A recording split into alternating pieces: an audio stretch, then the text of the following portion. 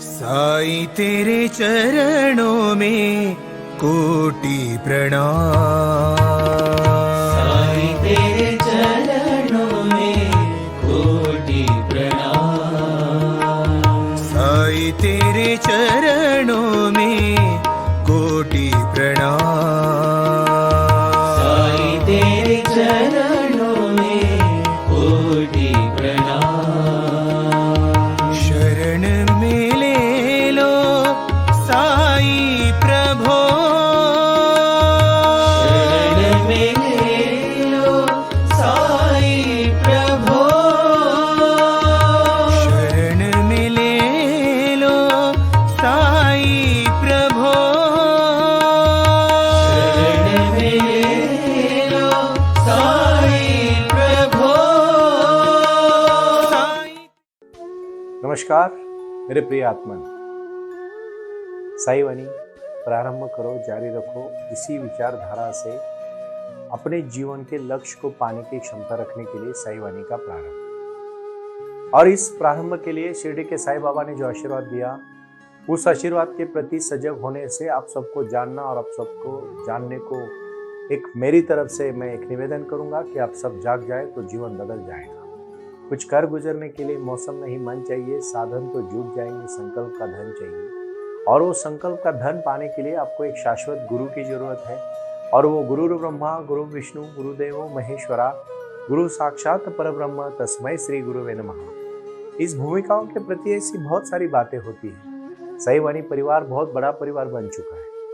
देश विदेश से आज 170 देशों से लोग साईं वाणी आस्था चैनल से सुन रहे हैं। और मुझे भी पूरे भारत से 28 राज्यों से और केंद्र शासित प्रदेशों से, दिल्ली से लेकर कन्याकुमारी तक लोग जुड़ रहे हैं और कह रहे हैं, सुनील जी हमारे जीवन में सकारात्मक बदलाव आ रहा है और हम साईं वाणी से जुड़ के ध्यान की तरफ मुड़ रहे हैं। मुझे बड़ी खुशी है। इस बात से ज्यादा खुशी है कर्मण्येवाधिकारस्ते मा फलेषु कदाचन। इसी भावना से मैंने काम को शुरुआत की और प्रारंभ करो और जारी रखो। इस विचारधारा के प्रति मैं खुद सजग हूँ और मैं आप सबको सजग और अनुग्रहित करना चाहता हूँ। भाई और बहनों, आज मैं गुरु का महत्व इस बारे में कुछ कहना चाहूंगा। जीवन में गुरु क्यों महत्वपूर्ण है। कभी कभी हम रोजमर्रा की जिंदगी में जीवन जीते हैं और कभी कभी नकारात्मक सोच, निगेटिविटी, थकान और अकेलापन महसूस करते हैं। हम इस धरती पे, इस पृथ्वी पर जन्म क्यों लेते हैं? क्या है उसका रीजन? क्या है उसका कारण? क्यों हम इस धरती पे आए होंगे? और इसका रीजन अगर कारण कुछ है तो हमारा परमात्मा के प्रति होने वाला एक ही भाव, जो हम परमात्मा को जाने, यही जीवन का अंतिम और महत्वपूर्ण लक्ष्य होना चाहिए।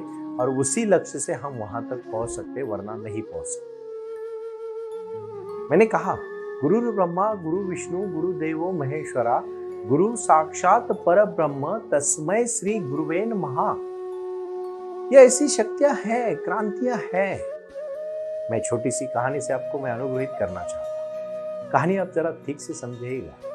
एक बार एक जंगल में एक बहुत बड़ा आश्रम था और उस आश्रम में एक ऋषि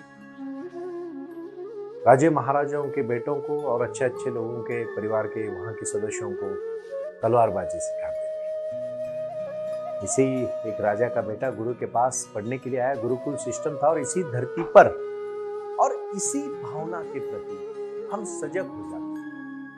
गुरु ब्रह्मा गुरु विष्णु गुरुदेवो महेश्वरा गुरु साक्षात परब्रह्म तस्मै श्री गुरुवे नमः। क्यों हमारे जीवन में गुरु की महत्व और जरूरत है? बहुत सारे लोग हमेशा जिंदगी में, अपनी रोजमर्रा की जिंदगी जीते समय कभी कभार अकेलापन महसूस करते हैं। लेकिन याद रखिए भाई और बहनों, जब आपको आपके जीवन में गुरु का साया होगा तो आपका जीवन अलग होगा।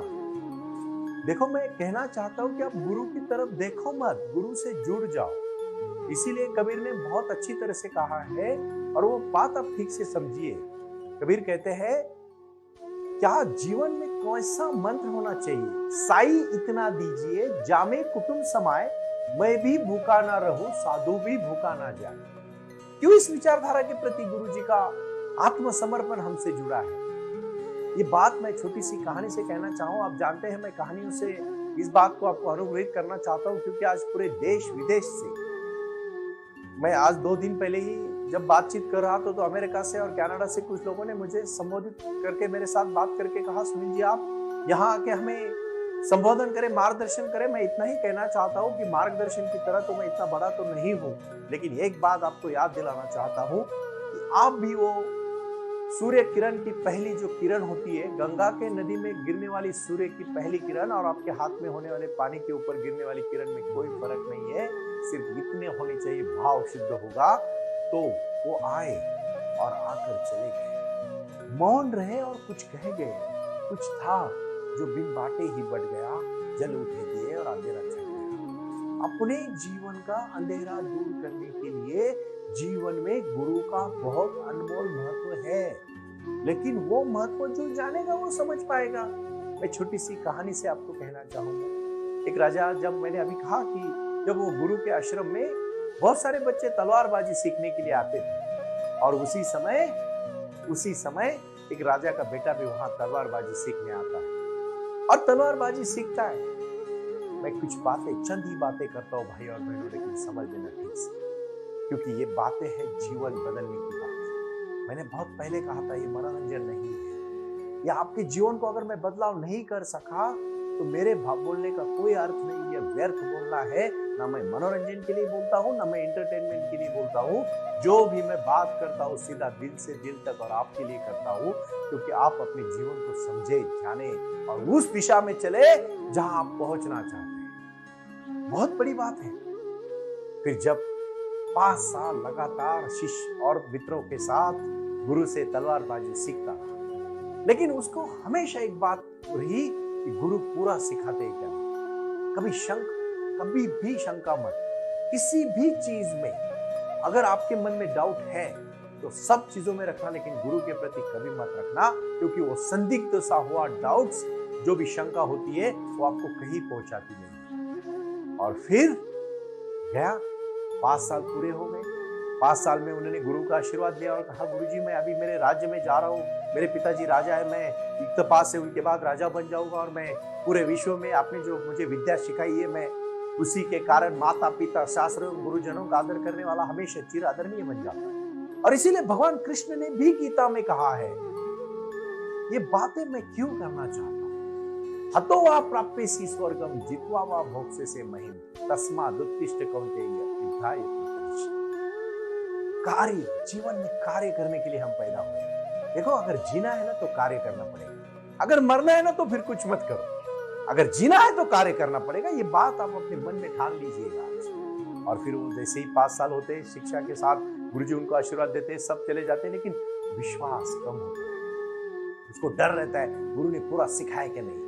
गुरु से बार बार वो पूछता है, गुरुजी आप जितना आपके पास ज्ञान है उतना दे दीजिए।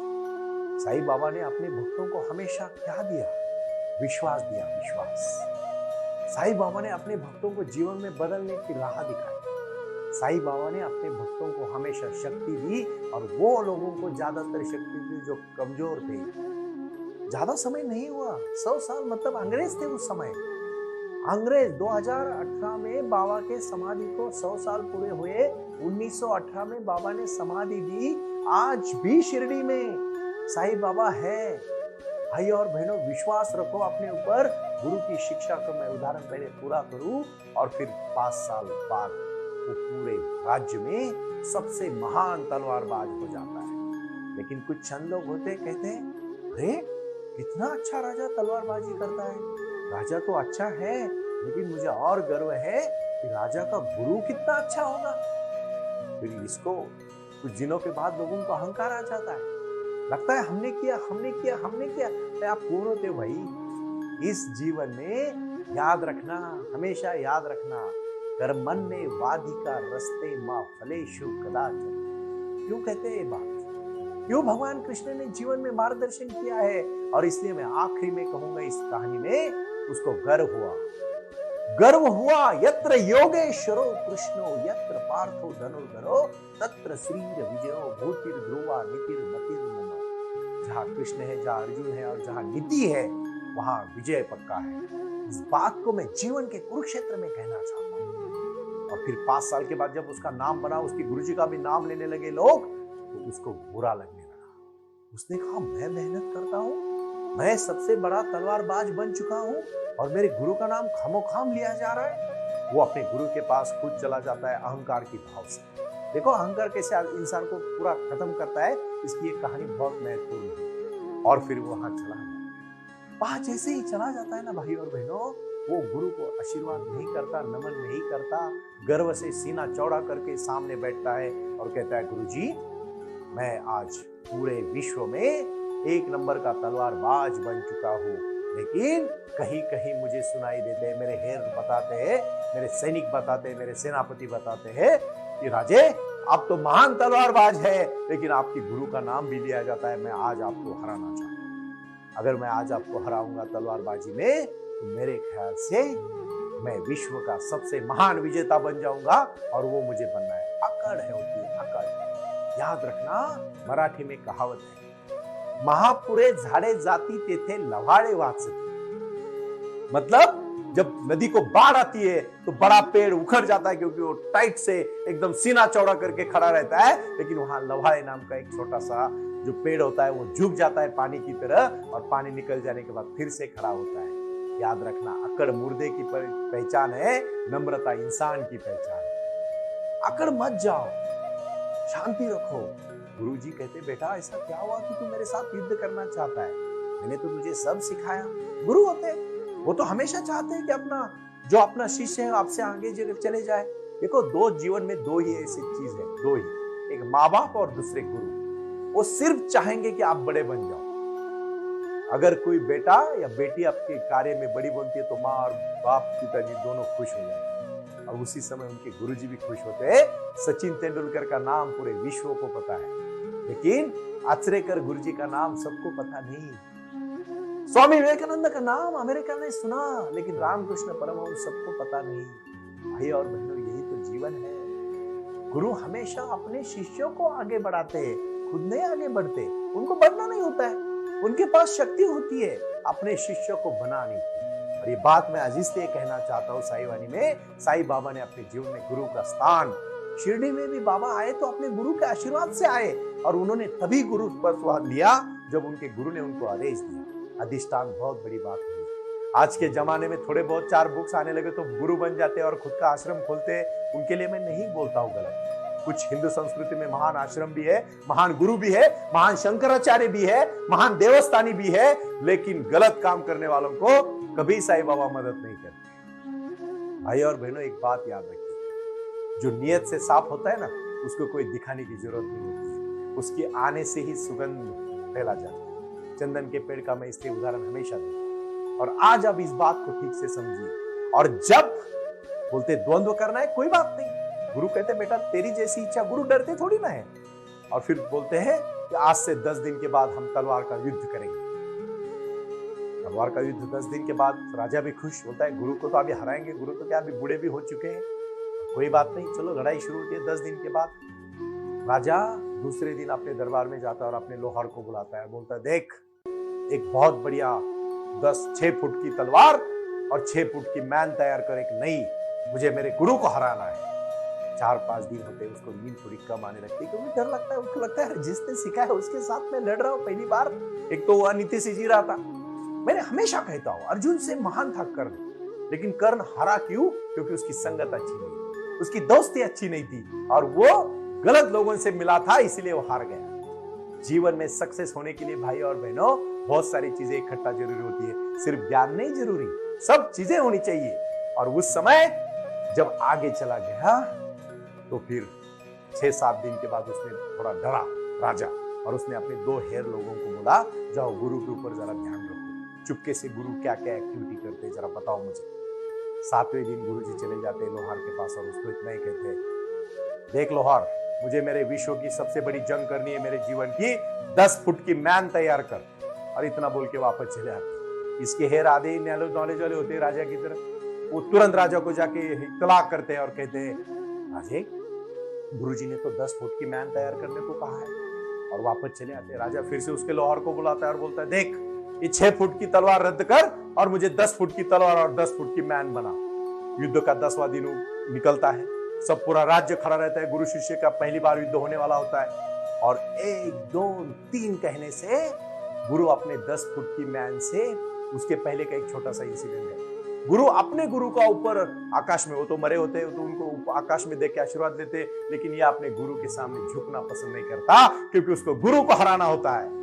फिर वैसे ही वो अकड़ के खड़ा होता है, और फिर 1 2 3 कहने के बाद गुरु जी तुरंत अपनी 10 फुट की मैन में 6 फुट की तलवार होती है। सिर्फ मैन 10 फुट की होती है, और तुरंत उसके तलवार निकालते और उसके गले को लगाते हैं। उसके मालूम 10 फुट की मैन तलवार से, 10 फुट की मैन से 10 फुट की तलवार होती है, और वो सिर्फ 6 फुट की बाहर निकलती है। 1 2 3 बोलने के बाद 4 फुट तलवार मैन में रहती है, लेकिन गुरु के 10 फुट के मैन में 6 फुट की तलवार होती है। तुरंत लगा के उसको गले के लगाते और बोलते, बेटा तुझे सब सिखाया था, सिर्फ इतना नहीं सिखाया। क्यों मैं कहता हूं गुरु का महत्व जीवन में होना चाहिए। जीवन की दिनचर्या को जीने से पहले हमसे ज्यादा कोई ज्ञानी है इस विश्व में, इतना याद रखिएगा। लेकिन भाई और बहनों, आज साईं बाबा ने गुरु मंत्र जो दिया है वो ठीक से पढ़ो और समझो, प्रारंभ करो, जारी रखो।